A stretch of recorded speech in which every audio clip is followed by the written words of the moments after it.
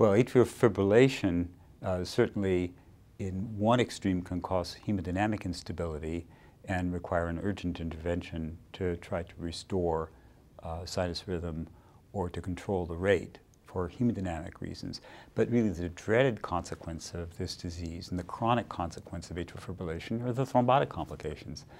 Many of our patients, particularly the elderly patients, are much more concerned about a stroke, which can leave them disabled, cause them to lose their independence, and interfere with their ability to communicate. And they're more concerned about that, many of our elderly patients, than a myocardial infarction. And in fact, from a perspective of quality of life and even a economic perspective, stroke is really devastating. So that's one of the dreaded consequences of atrial fibrillation. That's why we need to be very aggressive in reducing the risk of these thrombotic complications of atrial fibrillation. Now, we all are too familiar with the challenges of warfarin, and the alternative strategies with antiplatelet agents have proven less effective than the anticoagulants such as warfarin. But warfarin entails itself a great deal of potential risk and has, as we all know, turns out to be very, very difficult to monitor and adjust in practice, and because of all of the drug interactions is a real concern, particularly in our growing elderly population who take many medications and may have many care providers and who do not always coordinate.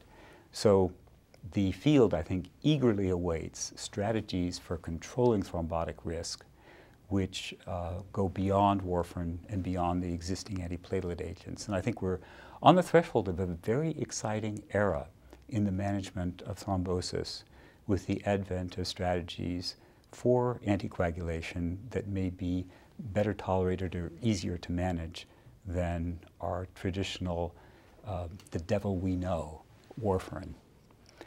And on top of that, I think we can all encourage our patients to adopt a healthy lifestyle to lower that modifiable part of their inflammatory risk, which may be a contributor here.